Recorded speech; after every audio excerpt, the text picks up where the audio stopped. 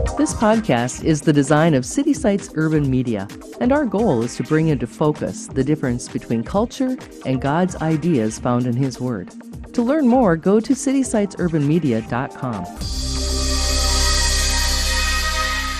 So there was such an emptiness and such a void in my life that I began to turn to things that I thought would make me look cool to other people and help me to fit in with certain other crowds. He turned to pot and cocaine, and that soon led to meth. It is a mental, emotional, physical, and spiritual war with meth addiction. And I was literally losing my mind. I was in a war. Most addicts would just rather stay sick and addicted than they would go through the sickness of getting clean. And that was me, and it just digressed. The more you use, the more you had to have. I believe that God was pursuing me. God's always been pursuing me, but I've always pushed Him away. This is the City Sites Podcast with Larry Kutzler. Drug addiction in America has become a part of our culture. Federal survey states that 119 million Americans are on some kind of prescription drugs. Nearly half of all Americans over the age of 12 take prescription pain relievers, tranquilizers, sedatives, or stimulants. And 16% of the time, those drugs are misused by nearly 19 million Americans. Health officials are calling for more drug treatment, but also for more care in prescribing drugs in the first place. For the first time, the federal government's annual survey of drug use set out to find out what percentage of Americans use prescription drugs to begin with. NPR's Richard Harris reports a big number. Many people who abuse prescription drugs started out with a legitimate prescription. So the National Survey on Drug Use for the first time decided to tally up the use of these drugs. How many Americans take painkillers, tranquilizers, stimulants, and sedatives? The answer for this year? 119 million Americans. That's nearly 45% of the population. As I said, taking drugs is so much a part of the fabric of our society, it's hard to find anyone who isn't taking some kind of drug. I think we could say that we are in an addicted society. These statistics, of course, are drugs prescribed by doctors to help people manage their aches and pains. But what about those drugs we buy on the streets? How bad is that segment of our society? An article published by the Addiction Center gives us a clear picture of who is using drugs illegally. From 1999 to 2017, more than 700,000 Americans died from overdosing on a drug. From 1999 to 2017, 399,000 Americans lost their lives to opioids. In 2017, doctors issued 191 million opioid prescriptions. And lastly, about 494,000 Americans over the age of 12 are regular heroin users. So it's not surprising that we come to the conclusion that Americans are an addicted society, whether it's by prescription drugs or by illegal drug usage. And today on the City Sites podcast, I want to talk about addiction. I want to talk about how God has intervened in a man's life who has helped him overcome his addiction, and we'll be right back to talk to him. In recent years, culture has become more influential than the church. Much of the influence is a direct attack on the Bible and the truth. City Sites Podcast is designed to bring a different point of view, and we hope you will continue to listen as we make our case. I always wanted to talk to a former addict about the experiences that led them into substance abuse. So today, I found a good friend of mine. He's become a good friend for probably the better part of 20 years. And he was quite an addict, and we're going to talk about his story. I know that he's been sober now for 6.5 years. He tells me he's been through about 12 treatment or rehab programs in his life. The last treatment program that he went through, things changed for him. The Lord just somehow got a hold of his life, and he's been a different person ever since. Kevin, first of all, I want to thank you for your transparency in talking to me today. And what I want to accomplish is to find out what happened along the way that makes you want to use drugs. What happened to you? And why was it so hard for you to quit? So, Kevin, let's start from those earlier years. Let's go back to your childhood. What was that like? I was raised in South Minneapolis. I have 3 brothers and 3 sisters. I grew up in the teenage years in the 70s, so pretty much everybody was using drugs back then. It didn't seem abnormal. I think everybody in high school, including the people playing sports and everything, everybody used. They used alcohol every weekend. I think everybody smoked pot during the week. It didn't seem strange. Along the way, you got married, and that marriage didn't last, but it went on for several years. You and her, did you ever use drugs together? A few times. Obviously, we drank together. Once we got married, she was more like less inclined to do any drugs. I still did cocaine occasionally on the weekends or meth. Back then, I don't know what they called it, but speed. Didn't do a lot of smoking pot. I think I was mainly drinking cocaine, amphetamines. So a lot of people, Kevin, as you know, use substance abuse to sort of mask some kind of pain, or they're trying to just to forget. What was your reason? Was there a reason you started on drugs and why you continued to use them even after you were married? I might have started to mask some pain. I know there was like some divorce going on in my family. Just kind of felt a little off, but I think the reason I kept doing it is because it helped me to deal with just general life, like not looking at bigger picture things, like what's life about or anything like that. It was just kind of like in the 80s, kept you going, like not looking introspectively. It did to me. I know that now. I don't know if I knew it then, but... Did you have any religious experiences as a child or in your family? Did you go to church as a family? We went to church as a family. I never really believed, I don't think. After I got married was when I really started looking into it. And you really got serious about your faith during those married years. Yep. I was questioning. I asked everybody about what they believed about life, about death, about religion, everything. About 6 months after I got married, and nobody had an answer. That was my first prayer. I was in a bookstore and I was thinking, I don't know if you're real, but please help me find a book that I could understand what life's about. I happened to be in a B. Dalton in Southdale, and there was a huge stand of books from Hal Lindsey. Oh, I'd never heard of him. The late great Planet Earth. Yep. Oh, yeah. And I brought that book home and I read it, the whole thing that night. And at the end of it was a prayer, and I prayed it, and there was an immediate peace and transformation, knowing that this was the truth. So you found a time when Jesus was important to you. You went to church, I understand. You even taught Sunday school. But something happened along the way. I know your wife wasn't really happy you became a Christian. So that relationship, as I understand it, ended. And then what happened? Why didn't your Christianity continue to flourish? I think at the beginning when we were separated, I became angry at God. That's honestly what it was. I had stopped using drugs for 3 years. I started going back to it, using cocaine, drinking, and within a matter of a year, I was doing heroin. And that was back in 1985. Not a lot of people were my age were doing heroin, and I jumped into it. I started doing it. I started loving the whole culture of that kind of subculture of drug use and everything. I ended up getting divorced, obviously, because I was injecting it. I still had a job, but I was still using it to just shoot heroin every day, multiple times a day. Heroin and cocaine and speed.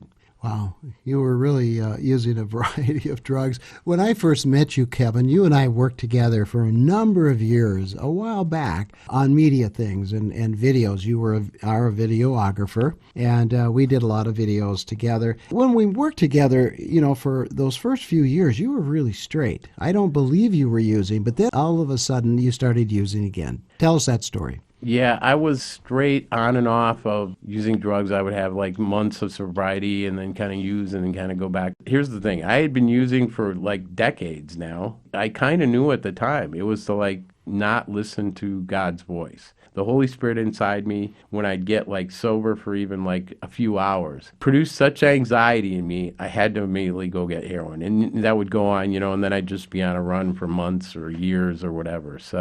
And I kind of knew that when you're detoxing your withdrawals, you have a much clearer brain. And I knew that, but I just did more and more drugs to cover up that voice. And so even when you went into Christian rehab, and I know you had a couple of those along the way, you seemed to do okay while you were in the program, but it just didn't take, right? I mean, you went back to drugs soon after you got out of the program. Yeah, it wasn't too long. I think part of it was that I just thought that, getting rid of the withdrawals and everything and being cleaned up and everything, that everything would be fine. And there wasn't any kind of relationship, building up any kind of discipline or discipleship. I really kind of ignored it. I thought, okay, this is all I have to do is be not do drugs and, everything will be fine, which isn't the case. Obviously, you have problems, and if you don't have any type of way to deal with them, with mentors or with a church or being involved or a group or a community, it's so easy to go back and try to scratch that itch thinking that you'll just do it one time and it'll get out of your system. It never does. It never does. Well, one of the things that happened to you is you went into Minnesota Adult and Teen Challenge program. Somehow that program did something to you, or it started you down the path of becoming more disciples. What happened? I mean, all of a sudden, you've been through 12 other rehab programs in your life, Kevin, and none of them really lasted for much time. And now, all of a sudden, something happened. What was it? Well, right before I went in there, I had tried as hard as I could. I had been on the methadone program and still doing heroin and cocaine or on different amounts at different times with the methadone. The methadone is supposed to be they call it a MAT, medically assisted treatment. So it's kind of like a program where it's just supposed to sate your desire for that obsession to use, which it kind of does. You get high from it, and you can add different drugs to get higher. So I had been doing that for 7 years. At 6.5 years, I had done that and just never wanted to quit. My son, who hadn't talked to me in about 8 years, I would text him. He wouldn't talk to me. He knew that I was a drug addict, in and out of prison, didn't want anything to do with me, and called me and told me that he was going to be a father. That completely changed everything. I was I had talked to him for the first time in 8 years, and I made a decision then to do everything I could to get off of it. So I tried to get off the methadone, switched to a different drug, went through horrible withdrawals just going from that.